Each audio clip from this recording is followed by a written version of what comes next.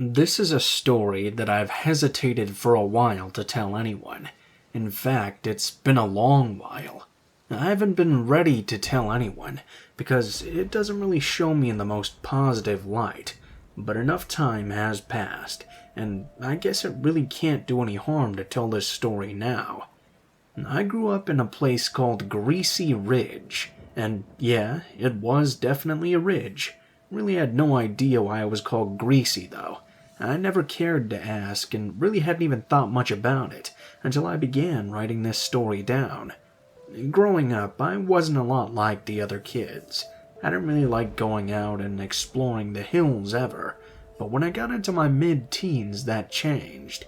It changed specifically because my parents got divorced, and my dad remarried this real bitch. I just couldn't stand to be around the woman very much, so I began spending more time outside, anywhere away from the house when I could. I began to explore. I would take a canteen of water and some food with me. I took a small hunting knife too, not that I ever ended up using it.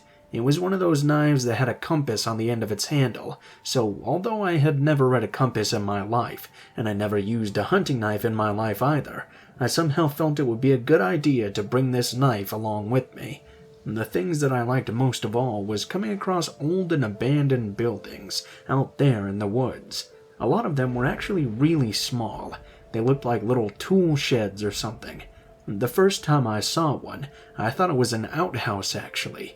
All in all, they weren't actually very interesting. But once I came across a one-room but two-story schoolhouse, which was actually pretty cool. There was also the occasional barn here or there. They were interesting too, usually just full of really rusty old tools or the like. There was one day, though, that I did actually get really lost. I had started out much earlier in the morning than usual, and I wanted to explore some new areas, so I ended up heading out pretty far. I had gone over a couple of hills, and I knew it had to be past noon by the time I got there. I recall accidentally getting shocked by an electric fence as well. When I had gotten to the top of the upteenth hill, I looked down into this beautiful valley, and right at the bottom of that valley was this huge barn. Quite interested, I decided to try and get down the side of the hill as quickly as possible to explore the place. Like most of the abandoned buildings I came across in the hills, this one had that gray wooden look of boards that had been beaten by the weather and decayed. The grass and trees around the barn had grown up on and around it, so it was reasonable enough for me to assume that it was abandoned. There were no houses, no roads, no trails either. There was nothing that was leading up to this barn. I felt almost like a kid on Christmas, finding this brand new bounty to explore. When I finally got down to it, I found the enormous doors on the end locked with this huge padlock. It was rusted pretty badly, but it was still solid. That didn't keep me from trying to find another way in, though. On the far side of the barn, there was a door that didn't appear to be locked. Right as I was about to try and open it, I heard the unmistakable sound of a chainsaw revving up inside the barn. Scenes from Texas Chainsaw Massacre flooded my head, and I imagined a scary motherfucker like Leatherface about to jump through the door and kill me. I fell back down into a tree, but quickly found my way to my feet. The sound was coming from right inside the barn, and I knew I didn't have much time. That was when I heard it. The most blood-curdling scream, the most anguished screech of pain and agony that I've ever heard in my life. I can't even try to describe what it was like. It was exactly the kind of sound I would expect to be coming from inside a portal to hell. Often to this day, I can still hear those screams in my dreams. I didn't know what to do, but I also realized that there wasn't really anything I could do. All I had on me was this small knife I didn't know how to use, and that was no match for a chainsaw.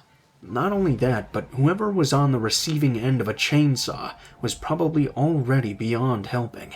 I ran around to the other side of the barn, back towards the side I had come down the hill on. I began climbing as quickly as I could. Often, I tried too hard to get up the hill too fast. This had me more than once landing on my face in the dirt. I kept looking behind me, each time expecting to see someone emerge from the barn and chase after me. I had no idea if that person had actually seen me outside and was coming for me. I thought I'd feel better when I made it to the top of the hill, but I didn't. I thought I'd feel better when I safely got home, but I still did not. I didn't sleep much that night, and I dreamed of that man breaking into our house and cutting me into 1,000,000 pieces as well. I've never told a single person about what happened that day. I've only now decided to tell the story, about 30 years later. I know some of you will think that I'm a coward, and often I feel like I am. But honestly, I believe the majority of people would have run like I did. I still occasionally hear the sound of that chainsaw in my dreams, and hear that nasty sound of human agony.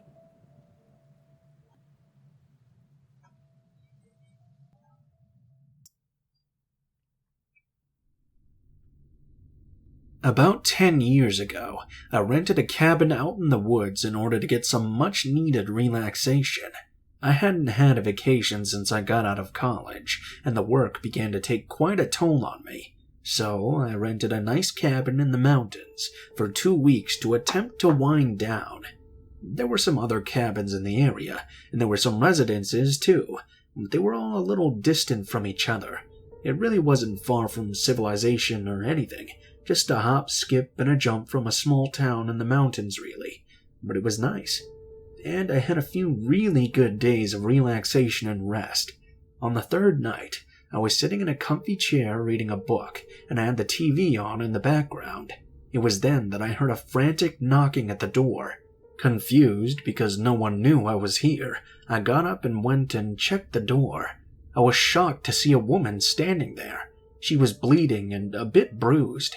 She looked frantic and asked if I could call an ambulance for her. I let her into the cabin and asked her if I could get her anything. When she declined, I went and called an ambulance, then got her a glass of water. I kept asking her what happened, but she just wouldn't tell me. When the ambulance showed up and they asked her too, she wouldn't tell them either. They let her know that due to the extent of her injuries, which looked pretty bad, that she would have to talk to police. I ended up having to talk to them too, but they didn't really give me a hard time. They pretty much confirmed that I was just a guy doing a good thing. 2 days later, I was returning to the cabin from a trip to the store when I saw something that just seemed odd to me. There was a man cutting down a tree with a chainsaw. It wasn't a big tree, and I guess the reason I thought it was weird was because it was on the property with the other cabins. The cabins were mostly a tourist thing, but it didn't make much sense to me why they would be cutting down trees. However, although it did seem odd, it was nowhere near the weirdest thing I had ever seen, so I just tried not to think about it. That night, I was again sitting down and reading, watching a book. The events of the previous night were beginning to be just a memory. For most of the evening, I could still hear that chainsaw noise from outside. However, once it got dark outside, it had quit. As I was reading, I began to hear the sound again. Annoyed, I looked up at the clock and noticed once again that it was past midnight. Also, the noise was much closer than it had been before. I tried to ignore it, but try ignoring the sounds of a chainsaw. However, that didn't last very long. It then started up again for a short period of time, then stopped. This was even weirder than if it had just been non-stop. After maybe about the 4th time of this, I had had more than enough and decided to get up and check what the hell was going on. I went and pulled back the curtain, but I couldn't see very much. The noise had gotten louder, and I thought I'd ask whoever it was to be quieter, because I was just trying to relax. It was right then when I heard the strangest, loudest, and most unpleasant noise. I also finally caught another glimpse of the man with the chainsaw, and it happened to be right at my car. Whoever this random man was, he was using the chainsaw on my damn car. Confused but angry, I ran over to the door and flung it open. I wasn't really thinking though. When the man saw me open the door, he took the chainsaw away from my car. I yelled at him, asking him what the hell he was doing, and that's when he started to come towards me with the chainsaw. He was far enough away that I could get the door closed and locked before he got anywhere near close to me. However, I was staying in a log cabin, and the man had a chainsaw. I could hear him press the saw into the door, and I could hear it begin chewing through the wood. Terrified, I immediately went and called the police. They assured me someone would be there in less than 10 minutes. I looked over at the door and watched as the blade of the chainsaw penetrated through it. However, the door was solid, thick wood, and although the blade had gotten through and he had begun cutting through the door, it still must have been hard work. Before he was able to get all the way through the door, the police showed up and confronted the guy. They arrested him. So why was a weirdo chainsawing through my door? Well, he was the boyfriend of the woman who came to my door the previous day. He had gotten arrested for allegedly hurting her and decided to take some revenge on me for calling the ambulance. He insisted, of course, that he was not trying to kill me, only scare me. Well, mission accomplished there, buddy. Fortunately, the bail was revoked, and I pressed charges of aggravated assault. He was sentenced to 5 years in prison.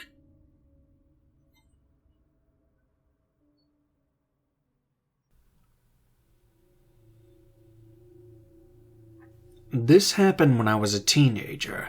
I'll never forget the day for several reasons. One reason I'll wait to give you until the end of the story. The next, which will be quite obvious before then. I was 15 years old. My dad was a computer programmer. He tended to travel a whole lot because his company would loan him out to other companies. It wasn't strange for him to come home, be there for a day or two only, and then be out right away the following day. Thinking back on it, growing up, I never really knew who my dad was. This time he had been home for about a week. I won't forget that. It was nice to be able to spend some time with him, but that time passed by quickly, and before we knew it, he was out again. This time he was off to New York. My mom usually drove him to the airport, but this time he chose to take a cab. That was the first really weird thing that happened. The second thing were the phone calls. At first, it was just one call from one guy. He asked me if my dad was there, and I let him know that he was going to be out of town. The man didn't seem to believe me. I could tell from the way he was talking, but he hung up anyway. No less than an hour later, though, he called back. I could tell right away it was him. He asked if my father was there, and I let him know once again that he was going to be out of town. The man didn't believe me, and he asked to speak to my mother. I don't know what conversation went on between them, but I could figure that he didn't believe her either. She was yelling at him on the phone and told him not to call back. Once the phone call was over, I tried to get my mom to tell me what had gone on, but she refused. My mom worked nights as a nurse, so by 10 a.m. she was out of the house. I was an only child, so I stayed home. The phone calls from earlier were forgotten by both of us, really. As soon as my mom left for work, I turned off all the lights and went to my bedroom to read a book. I used a book light, so the house was completely dark at that point. It was past midnight when I first began hearing noises. They were minor noises, like an animal moving around in the bushes or something, but they never stopped. I started to get concerned after a while and walked over to the front hallway. I flipped the switch there. I was looking straight towards the side window in the living room, and I was immediately shocked to see a man looking in the window right at me. Our eyes met pretty quickly and held for just a moment before he disappeared into the bushes. I went immediately to the phone to call the police, but before I could even do anything, I heard the most awful noise of a motor running. I knew immediately it was the sound from my father's chainsaw. He sometimes used it to cut up logs to use in our fireplace. The noise was coming from the back of the house. I then heard it cutting into something. I didn't waste any time. I ran out the front door and over to my next door neighbor's house. I began pounding on the door. It turns out the noise had woken them up, and I explained as quickly as they ushered me into the house. The husband, a senior who was really close with my family, told his wife to call the police, while he grabbed his shotgun. I was terrified, but his wife did her best to calm me down, as her husband braved the outside. I thought with a chainsaw and a shotgun, only bad things were going to happen. I thought so even worse when I heard the shotgun suddenly go off. Next thing I heard were the sirens as the police arrived. So the man was the man who had called me earlier. Apparently he had some financial differences with my father and knew my dad was going to be out of town. I guess he knew my mom worked at night as well, and didn't know I was going to be home. His intent was to break in using my dad's own tools, but he got caught. Luckily for him, the shotgun shot I heard was only a warning shot.